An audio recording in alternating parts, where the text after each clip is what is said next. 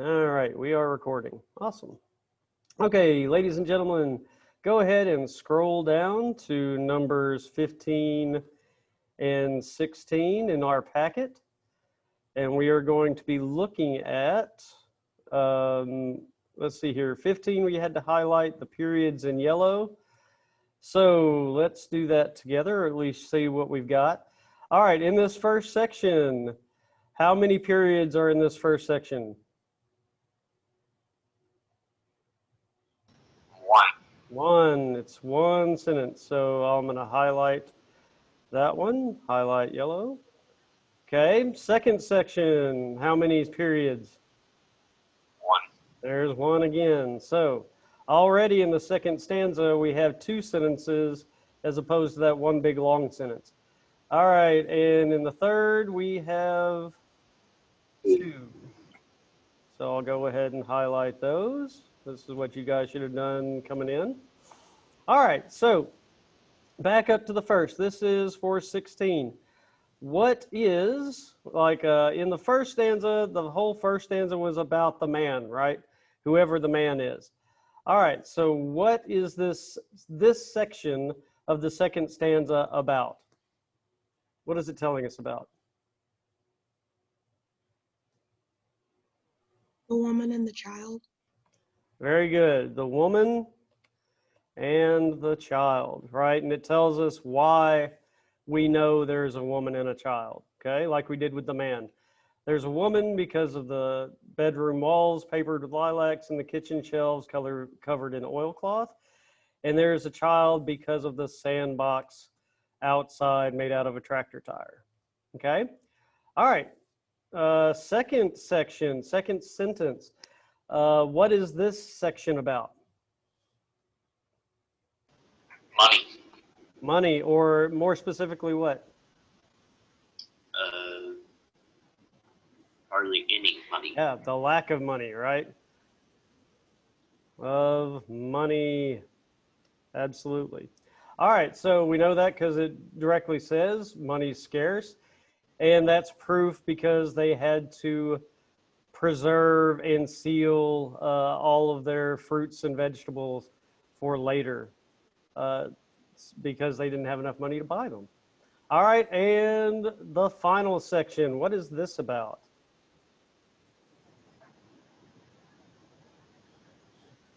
The first sentence is about the winners. Okay. First sentence about, okay, so we'll go winters and what?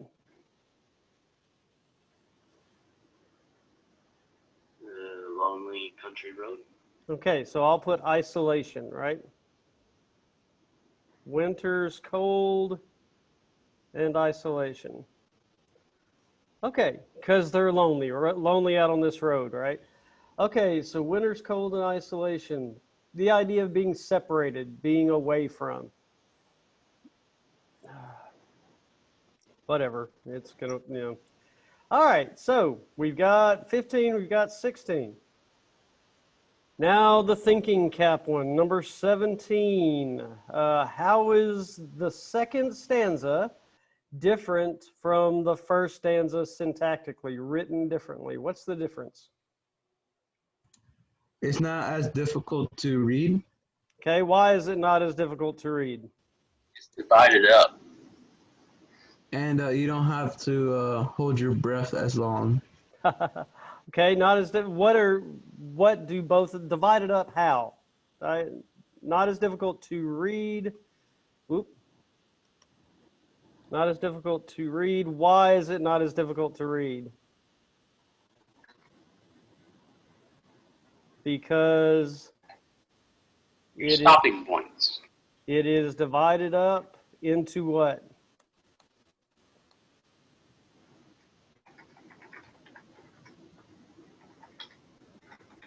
So what are the stopping points? The periods. Right, the sentences, stopping points at the end of the sentences. How many sentences are there?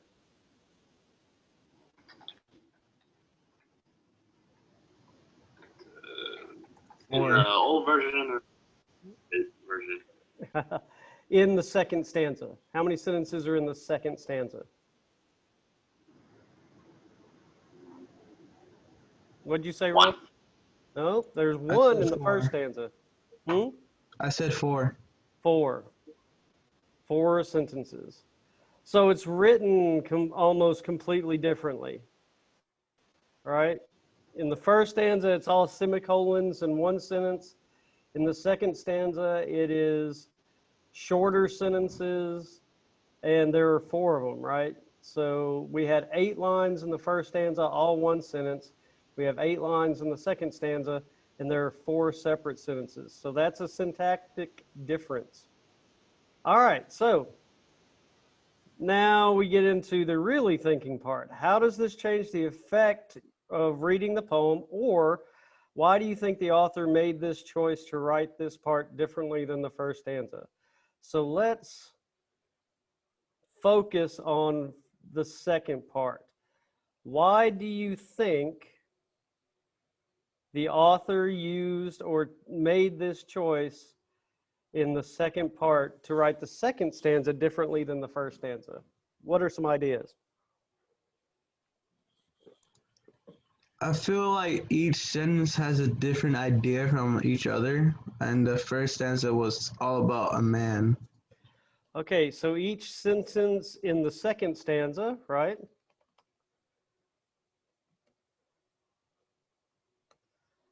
has a different, what'd you say, idea? Yeah, idea. While the first stanza was all about the one idea or slash, right, the man. All right. So he has broken up the ideas, right? Absolutely. This one sentence is all about the woman and the child, the rest of the family, right? The first stanza is all about the man, the farmer. The second 4 lines, or the second stanza, the first 4 lines, half are the woman and the child. The next 2 lines are about the lack of money, and the next 2 lines are about coldness and isolation, right? So yeah, he breaks up those ideas. So the rest of the family is one idea, and then one of the strains that could have caused this, whatever this terrible thing was to happen, is lack of money. And then they give you two more things that could cause it, right? The fact that winters were cold, maybe they were cold to each other as well, and they were isolated from everybody else. So, you know, like us in quarantine now, right? Some people, the divorce rate has gone up because some people have realized they don't really like the people they married, right? Because they've been forced to live together in close proximity for a long time. So yeah, absolutely. The rest of the family, and then a couple of the problems that could have caused what this terrible thing was that made them abandon the farm. I like it. So let's look at number 19 and see if we can do this together, okay? All right, I'm going to underline here. All right, Kusser varies the syntax by. So this is just number 18, right? So how, or excuse me, number 17. So how do we shorten that description we have for 17 to fill in our blank? Kusser varies the syntax by what? How can we make that shorter? Dividing the stanzas. Okay, so well, not the stanzas, dividing the second stanza, right? And dividing the second stanza into what?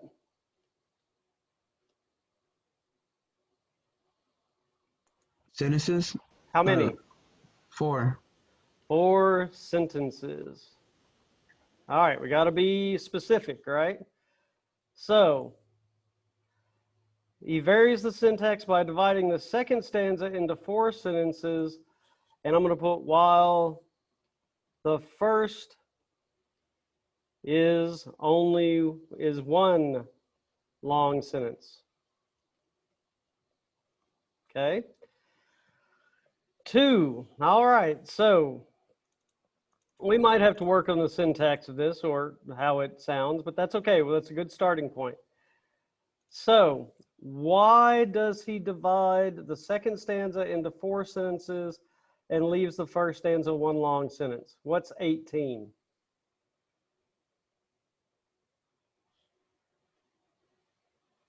How do we shorten up 18 to finish up our sentence analysis here? Basically, the first stanza is all about the man. Okay, so we can do to separate. Separate, that's how you spell that. Separate, quote, we're going to put, quote, the man from, quote, the woman, and a child, and child. I'm going to put just and child because it didn't say the child. Okay, to separate the man from the woman and child. And what's the rest of it about? The other 2 sections. Their situation. All right. Details of their living situation. All right, I like that. So let's read that back. We might can tweak it to make it, a little cleaner, a little shorter, but let's see how we do. Okay, Kuser varies the syntax by dividing the second stanza into 4 sentences, while the first is one long sentence, to separate the man from the woman and child. And I'm going to put a comma here. Wait, nope. And we probably need to put here, separate the man from the woman and child, and keep the details of their living situation separate as well. All right, so we could probably put something a little shorter that would say something like, what did we put up here? Second stanza has different ideal, while the first stanza is all about the one ideal. So we might be able to say something short like, it leaves first stanza one long sentence to separate all the independent ideas from each other, or the independent pieces of the puzzle, pieces of the poem, or actors in the poem separate, or something like that. But I like this. We'll leave it like this for now. It's kind of long, not very precise, but we can work on that later, okay? All right, so not bad analysis. Again, look at all you guys have done. You've done analysis on almost everything. So today, that we're done for today, so make sure you have not done for today. We're done for number 19. So make sure that you have that filled in with something like this, or if whatever you've got is talking about the sentences being separate for a reason, then as long as you've got a reason, you're going to be okay. All right, so let's scroll down and let me get to what your assignment for today is, okay? Your assignment for today is going to be pretty short, pretty sweet. You're going to be highlighting prepositions. Basically anything a rabbit can do with a log, right? Above, below, under, between, beneath, through, by, of, okay? So all of these, what we're going to do is I'm going to have you guys look through the poem again, and you guys are going to hide the number 20. You're going to do 20, and 21. That's your job for today. So you're going to go through number 20, and you're going to highlight all of the prepositions. Okay, so the ofs, the arounds, under, below, above. Let's see here. Let's start with our first examples. Of his shoes, right? He was a big man, says the size of his shoes. Of is your preposition.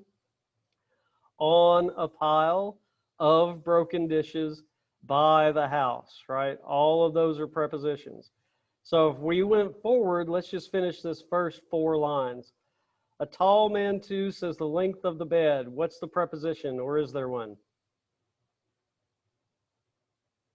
In line 3. One more time. Where it says of before bed. Of is your preposition. So highlighting that in yellow. How about in the 4th line, in an upstairs room and a good God-fearing man? In. In. All right, and that's the only one I think in there. All right, so that's 20. You're going to go through the entire poem.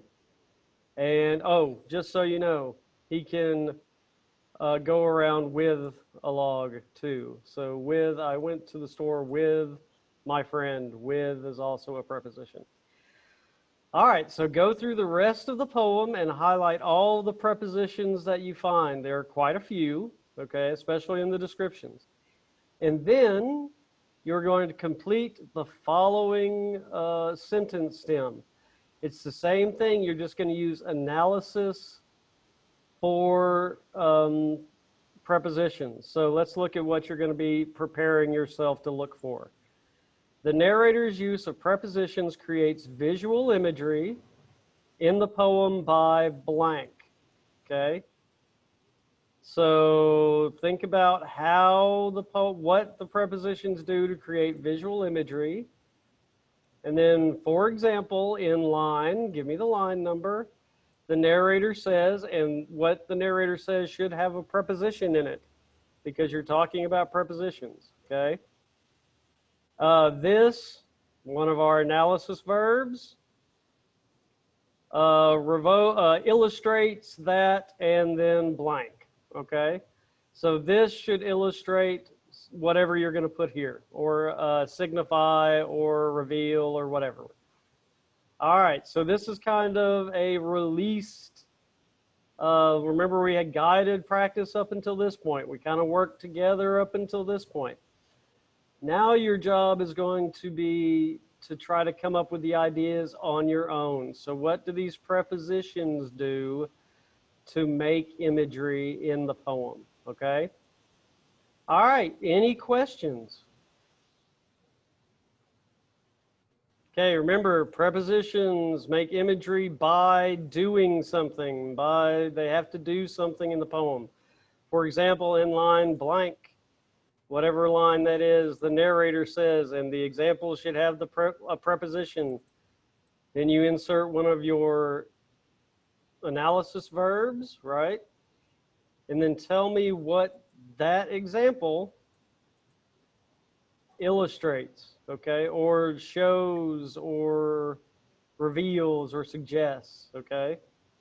And it should have something to do with what you say, how it creates imagery, okay? All right, guys. Well, that's it. Any questions? Let me stop share. Okay, any questions before I send you on your way to work?